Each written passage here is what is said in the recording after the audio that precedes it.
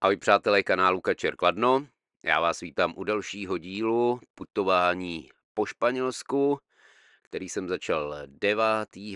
prosince a zatím pořád jedu. V minulém díle jsme končili tady výstupem nahoru Unery s nádherným výhledem. Současně jsem to využil jako vysoký bod pro vysílání, takže se povedlo pár parádních spojení do Čech na nějakých 2500 kiláků vysílačkou CBčkem, takže to byla prostě paráda. A noc jsem tam strávil úplně v tichu, opravdu nádherná noc, z okna jsem koukal na Neriu osvícenou. To člověka celkem nevomrzí koukat na ty města někde z nějakého úplně přírodního klidu, takže paráda. No a v tomhle díle budeme pokračovat směr Malaga, protože bude přijíždět můj syn, nebo přilítat, tak uvidíme z nějaký záběry z toho, jak jsem přespával ještě v Malaze.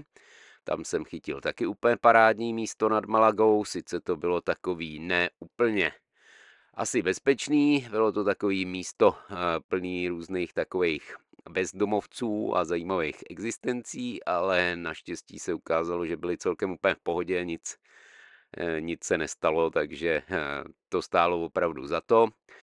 Video bude pokračovat mojí cestou na letiště a současně to bude prostřihaný záběrama mýho syna, který má cestu na letiště zase v Praze natočenou a tu cestu v podstatě tím letištěm, takže to by mohlo být taky zajímavý. Dál se přesuneme v Malaze, hned pod letištěm jsme našli docela zajímavý místo u moře na zaparkování, tam by to šlo i standardníma obytkama, takže jsme přespali tam, druhý den jsme si došli samozřejmě nakoupit a vyrazili jsme zase dál na takový nemoc standardní místa, kam zas už standardní obytky nějak moc nemůžou, ale prostě ten klid, ta příroda a ta nedostupnost těch míst je pro mě šíleně lákavá, takže u mě v těch videích, co to půjde, tak uvidíte spíš takovýhle místa, na který se normálně asi moc člověk nedostane. Tak jdem na to. Ráno nad městem Neria je 7:45, 16. prosince. Za chvíli bude východ slunce, takže tady z toho mýho kopečka, na kterém jsem včera zastavil, tak je takovýhle nádherný výhled. Celou noc se tady nic nestalo. Ono v podstatě, kdo by se sem sápal, asi nějakých 360 metrů nad mořem a ty cesty, co sem vedou, jsou dost takový těžký, takže se mi sem nikdo necpe. A ještě bych vám chtěl poděkovat, protože včera večer jsem dosáhl 1000 odběratelů na kanálu Kačer Kladno, takže všem vám moc děkuju za přízeň a doufám, že nesklamu dalšíma videama. Malá vsuvka pro radioamatéry, který už vědí, že tohle je lokátor místa, z kterého jsem tady vysílal, tak tady pár krátkých spojení. No, to nevadí, hele, tohle funguje taky pěkně, no. Tak si to tam pěkně užívejte, ať to zkusí někdo na tebe ještě jiné. Díky, ahoj. Sudí ti tady na tu krásnou anténu pěkně, ať je tady mám 7 signálem, 4 rádiem. Fakt jako luxus. Pozdrav z východní Moravy, někdy naslyšenou, ahoj. Bota, Bystřice pod Hostýnem. No ale teď jsi krásný pětkový rádio. Jo, taky, dokonce k 7 signálu mi tady vylejzáš. Jo, ale to ty taky, a už tady nade mnou krouží nějaký vrtulník. Tak hlavně, jestli nejsou vidět hlavně v něj. takže balkónová anténa a prezident Washington rádio. Tak povídej. Tak jo, hele, díky za takový pěkný report a užívej. Pavel Písek mobil, na Kačera, Pavel Písek. Říkám tady Petr Polička, ještě poslední na Kačera, pěkný pozdrav a měj se, čau. Tady jsem dostal záznam protistanice, aby bylo vidět taky, jak moje vysílání bylo slyšet v Čechách. Jižní Čechy. kousek od Veselí nad Lužnicí. Takže rychlo ještě hodím na Jirku Kobylickýho, jestli se to teda povedlo. A když tak Jirku, dej to zapad tomu Weberkovi teda, jo? Pomalu se chystám k odjezdu, sluníčko už mi vyšlo. Takhle je tady krásně po ránu. Bohužel začíná foukat trochu vítr. Takže potřebuji se dostat zítra do Malagy. Takže dneska jsem si říkal, že se posunu tadyhle v té teplé části, kde je těch 16 stupňů, někam dál. Jenže, když si to tadyhle předsvaknu na vítr, tak to znamená tady, že zrovna v této oblasti dost fouká. Tak jsem si říkal, že se přesunu někam tady vejš, do té části tady. Že vyjedu tady sem, tady je nějaký štelplac, tak se ještě odštelu, než pojedu za Bertem, tím pádem budu aspoň naplněný vodou a budeme moct vyrazit rovnou někam a nehledat hned štelplaci. Tak teď jsem teda tady v té části a zkusím to touhletou trasou. Tamhle jak je ta betonová cesta. No nedalo mi to a říkal jsem si, že se ještě dojedu podívat tamhle k tomu vysílači, abych měl výhled na druhý město. Z druhé strany je ten Torox, tak ještě se dojedu podívat tam.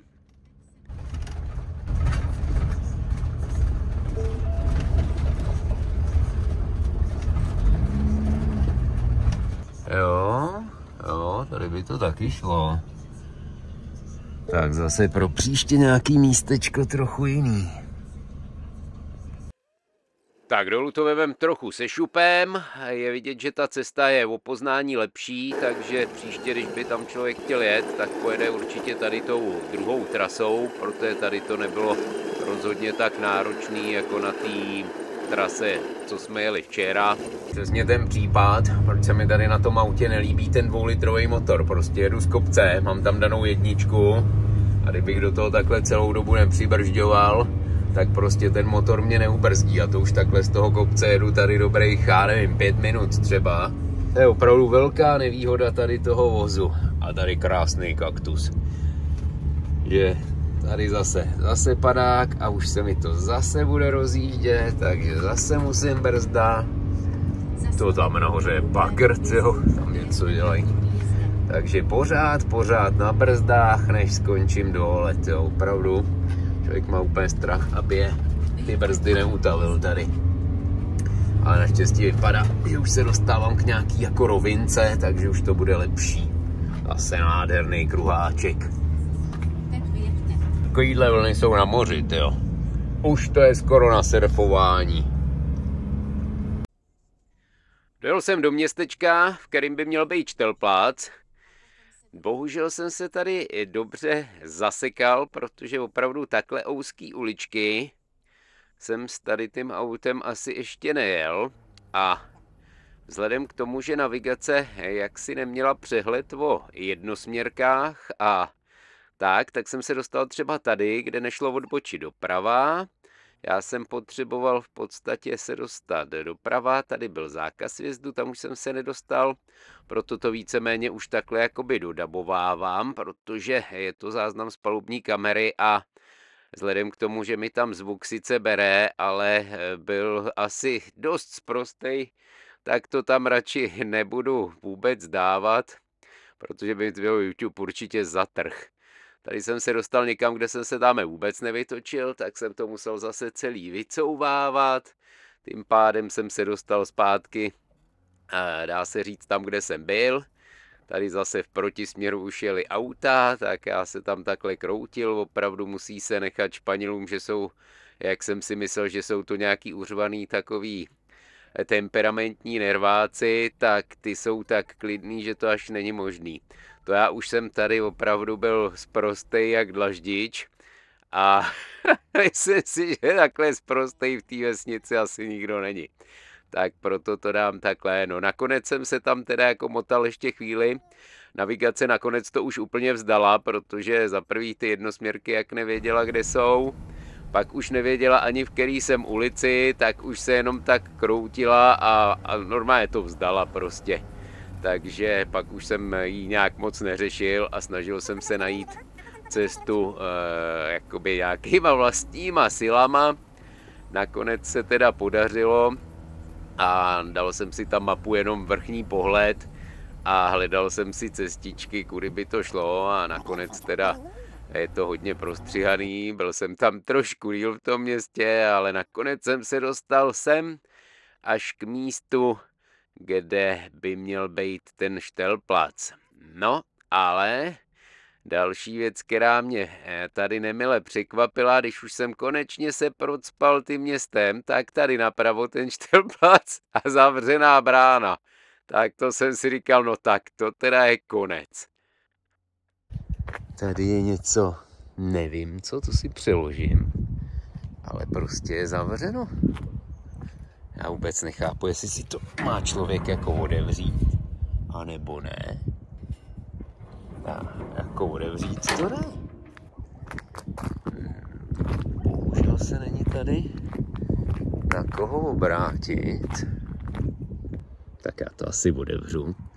Vyjedu tam a uvidím, no. Tak musím se přiznat, že jsem na drzovku otevřel tu bránu. Už se tady pěkně plním. Zase důležitý je si vozit tyhle ty rychlo spojíky. Tady byl záchod. Tady mají, že se odtáhne takovýhle dekl. A dolů se to vyleje. Ale jako nevidím tady na šedou vodu výpust nikde. Tak maximálně nad to najet taky a vypustit ji asi do toho. Jo, místo by to tady bylo pěkný. Děkuju za servis, i když nejsem si jistý, jestli jsem ho udělal úplně opravdu dovoleně, ale to tak nějak to mi zbývá. Zastavil jsem nad Malagou na oběd, tady u přehrady Embalse de Casasola, nevím vůbec, jak se to povídá, ale je to tady docela pěkný. Přijel jsem po tady té silnici, tadyhle se dalo jako, no i dodávkou by se sem asi dalo najet na tady ten plac. Je to tu rovný, dalo by se tu v pohodě i přespat, tak uvažuji, jestli tu nepřespím, ale spíš asi pojedu dál. Si říkal, že bych chtěl spíš asi v Malaze zůstat na noc. Tak, tamhle je ta přehrada a jinak tady jsou takovýhle kopečky všude okolo, takže jako asi by to v klidu šlo. Za celou dobu, co tady jsem dával v oběd hodinku, tak tady projelo jedno auto. Takže tady nic opravdu ani nejezdí. Je tu klid. A je docela teplo, nějakých 17 stupňů, akorát fouká teda vítr a to je dost nepříjemný. Tak, už jsem skoro u Malagy, takže tady poslední takový kruháček před Malagou, tak jsem si říkal, no tak přece nejsem nějaký malej blbec, abych blbě odbočil. No a vzhledem k tomu, že těch výjezdů bylo asi jak víc, než jsem čekal, a já jsem čuměl zase asi kam jsem neměl, tak co se nestalo, samozřejmě vyjel jsem úplně blbým výjezdem, přesně tímhle, a teď v tuhle chvíli už jsem viděl na navigaci, jak se rozvírají nůžky, je trasa vede jinam, já jedu taky jinam a navigace mi v tuhle chvíli přepočítala vzdálenost 20 km k prvnímu sjezdu. Prostě dřív než 20 km první sjezd nebyl. No je vám asi jasný, že mi nestačily sprostý slova, když jsem na výjezdu zjistil, že ještě ten úsek byl placený a na něm musím zaplatit 4 eura za blbost. Takže to jsem docela jako opravdu s prostýma slovama na svůj účet nešetřil. Takže jsem projel 40 km zbytečných a 4 eura. Takže prostě hodina v pytli, asi 300 v pytli a jenom jedným blbým odbočením z kruháče. No, aby to nebylo úplně zbytečný, tak jsem si říkal, že tady najdu nějaký zajímavý taky místo, takže jsem se vydal zase cestou, necestou. Ale místo nakonec jsem našel docela zajímavý, sice jsem na něm nepřespal, ale pro příště třeba dobrý. Zase sklaplý antény. Je samozřejmě ta lepší s tou dírou.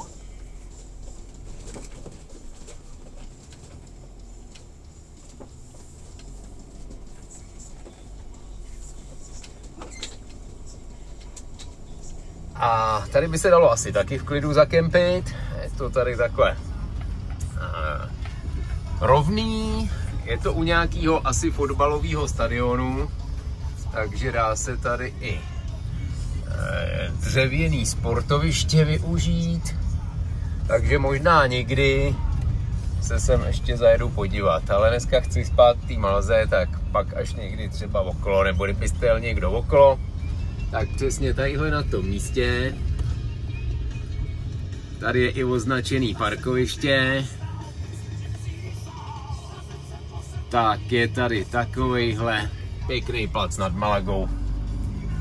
Tady je to dokonce i asfaltový, takže asi by to nebyl vůbec problém tady pobejt. Ale já jedu dál.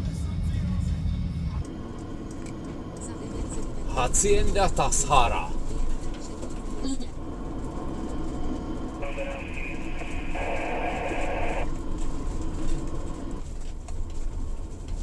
No, tak tady bychom Kartágem asi taky moc si neprdli.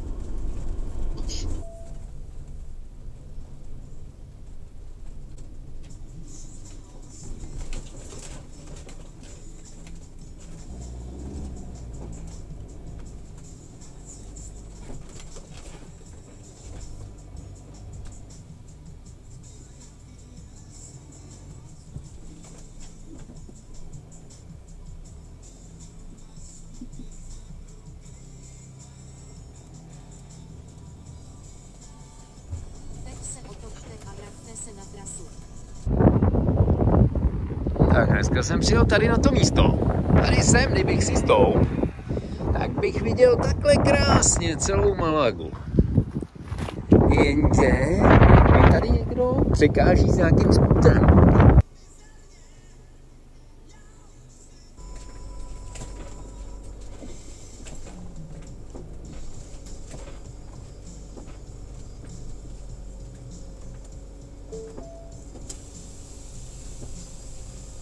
Gracias.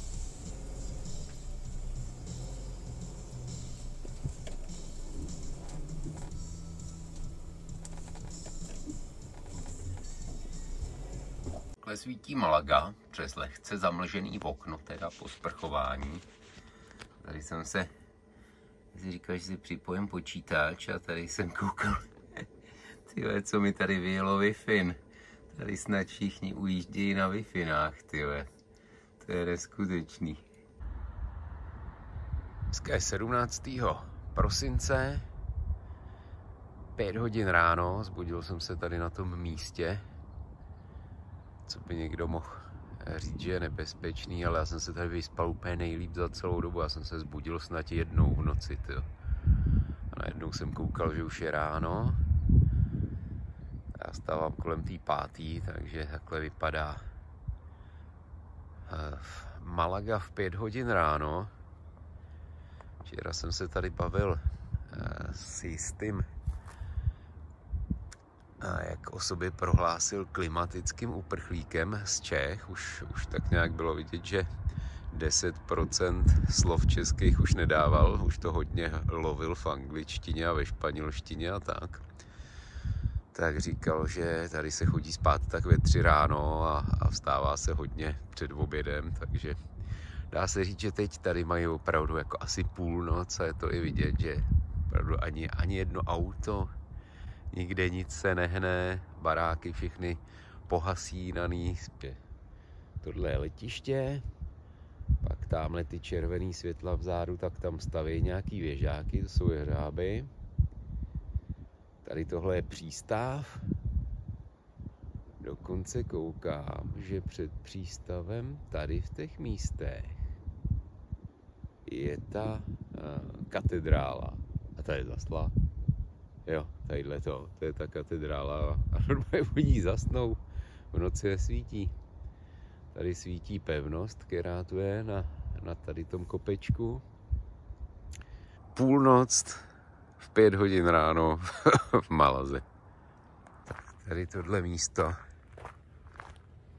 to bylo úžasný flek nahrnutý nějaký trošku asi skládce. No a na dnešní noc jsem byl zaparkovaný tady u tady toho, no.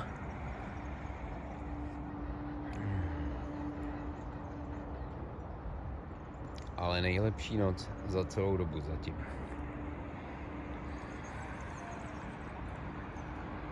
Sluníčko už krásně vylejzá. Vzadu jsou nějaký pěkný takový skály.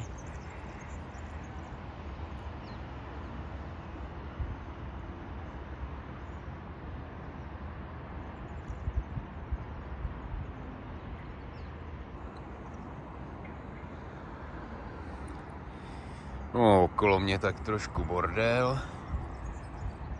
Nějaká suč. Jsem tam nějaká stará lednička. A jiné věci.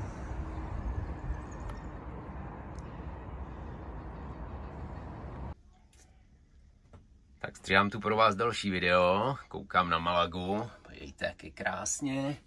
Teď už je tady nějakých 16,2. A najednou se podívám a frajer tady přede mě přišel venčit normálně kozy. Malá vsuvka s lokátorem pro radiomatéry tady z Malagy. Česká republika, tačere, střelec, budíte. Takže už jste půlku relace přemazali, budu všechno opakovat dvakrát, nevím, jestli nebereš. Určitě se tam na tebe budou chtít dokoupat další lidi a zvedá se rušení, jo? Zvedá se rušení, půl si byl ještě klid a teď to začalo rušení. Dežo, teď jdeš dobře, pojď.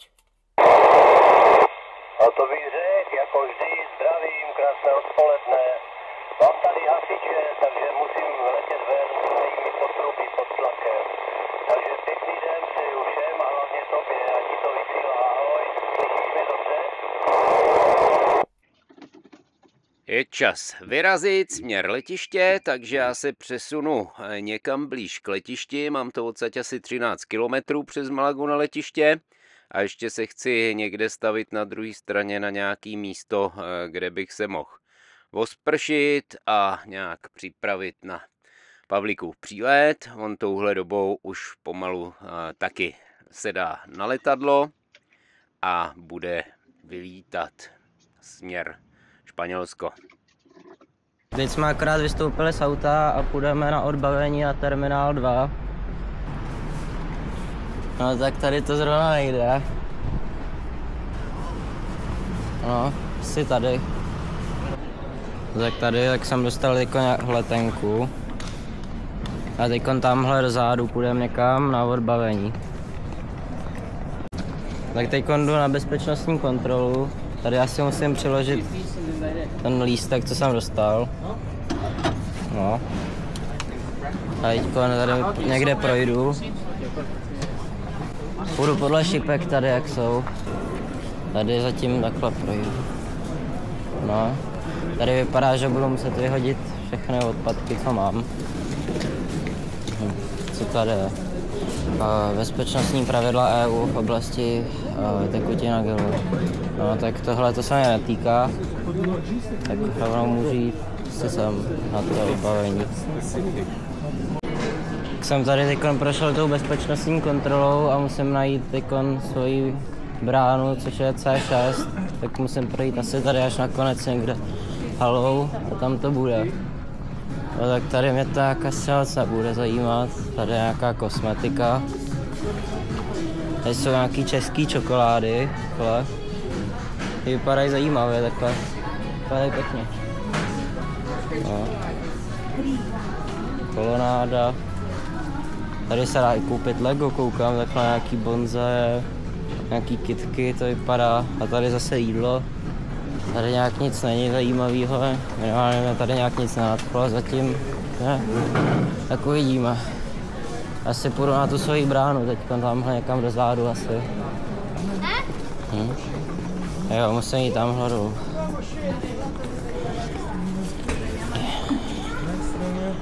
No. Tady další kavárna. Jsem přišel 40 minut dřív a už je tady taková fronta a furt se ještě nedá dostat do letadla. Tak to je nějaká asi frekventovaná linka. No. teď už se začíná vstupovat do letadla a vypadá, že tohle to bude moje letadlo, v kterém poletím. Tak uvidíme. Vypadá to tak, že tady je ten gate, takhle se tím projde a tady je letadlo, tak uvidíme. Takže to nemusím řešit vůbec. Chvíli počkejte, jaký je rozhlas.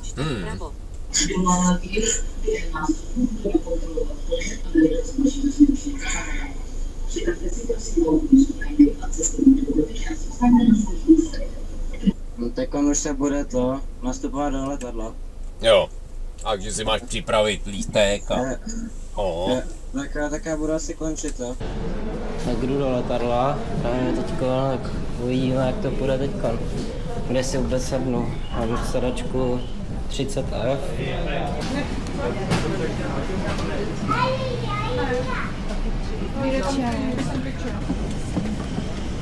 Dobrý den. Dobrý den. Dobrý den, můžu se zeptat, já tady mám to sedačku 30F, tak a kde to je vůbec? Jo, dobře, děkuju. Jo, dobře, děkuju. Dobrý den.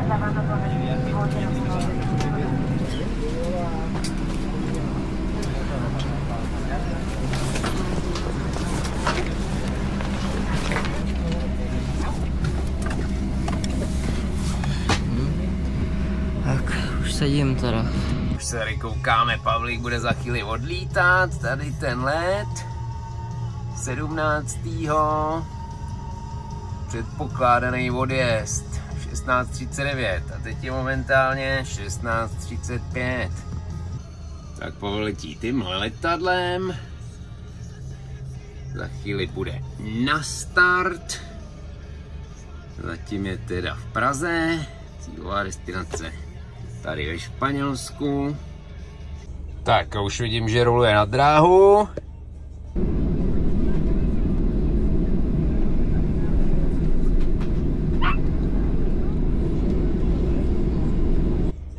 A vypadá, že už frčí.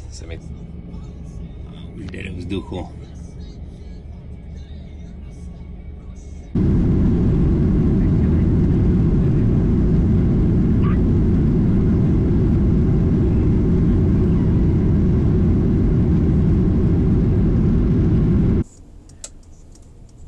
Tak během toho, co se bude Pavel válit v letadle, tak já se zatím tadyhle dojedu na parkoviště.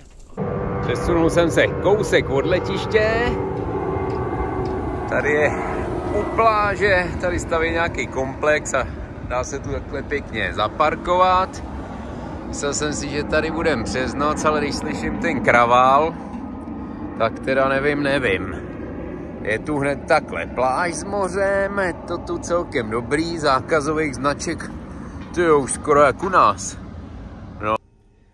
Tak tady koukám, že i Kiwi, co jsem tam objednával, tu letenku, tak mi ukazuje ten let taky. Takže má přiřazené sedadlo 30F, tak se někde koukneme, jestli najdeme, co to je. Že teoreticky sedí tady v té zadní části u okýnka, tak jsem zvědavý, jestli teda seděl vzadu vpravo u okýnka.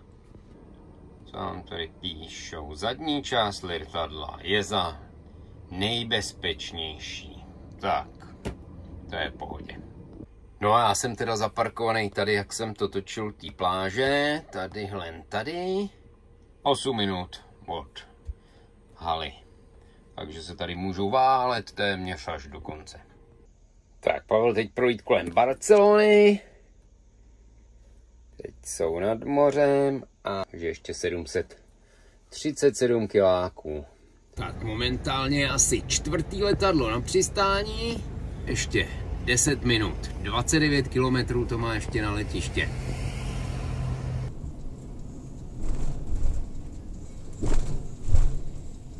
Takže my jdeme asi tady. Tak pojď ty mrcho. Tak. Vejdem se.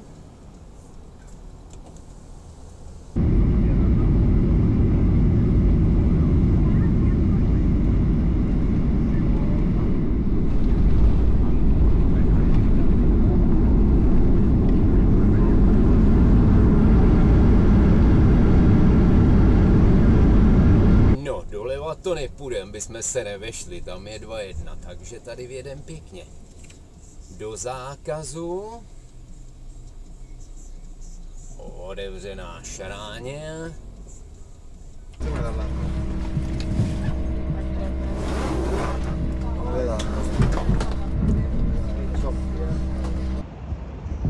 Takhle krásně jsem tady zastavil před halou, takže úplně paráda, je to tady jenom moje, protože všichni ostatní musí tady do té garáží sem, a jenže já se tam nevejdu, tak je to moje přímo před halou. Myslím si, že když jsem tu byl na podzim, tak jim taky nesvítilo to Ečko, anebo možná něco jiného. Jsem právě vystoupil z letadla a jdeme na odbavení. Myslím, že by měl vylízt někde tamhle ze zádu, ale divný je, že zatím ještě ani nevolá, takže asi má plný ruce práce. Tak tady čekám nejspíš u nějakých příletů, tak uvidíme, jestli jsem se trefil, anebo jestli jsem někde úplně mimo. To není možný, že tady je takový davy lidí, tady už stojím 10 minut a furt chodí lidi, to není možný, že by tady bylo takových příletů snad. Nakonec po asi 20 minutách se davy rozestoupí a Pavel vychází z odbavení, mávám, volám a nic. Normálně dělal, že mě nevidí, prošel okolo a utíkal mi, tak jsem si říkal, že jestli ho vůbec doženu. Bohužel zrovna v tuhle chvíli mi vypadl zvuk, vůbec nevím proč, jediný video, u kterého ten zvuk není. Takže bohužel to nemáte s mým dokonalým funěním. Vůbec nechápu, že mu nevadilo, že mu skoro šlapu na nohy, ani se na mě nepodíval. Až tady na schodech, když už teda jako opravdu asi to bylo moc, tak si mě konečně teda všimnul. Dneska jsme se probudili do takového krásného východu slunce. Jsme vedle letiště v Malaze. Dneska dojedeme nakoupit a pojedeme dál a takovýhle tu krásný východ slunce nad mořem. A tímto v pořadí už třetí díl prosincového putování po Španělsku končím. Komu se video líbilo, nezapomeňte dát lajky, určitě mě potěšej. Kdo by chtěl vidět další videa na kanálu Kačer Kladno, tak si nezapomeňte dát odběr. Určitě to bude zajímavý, takže díky za zhlídnutí, loučím se s váma, Kačer.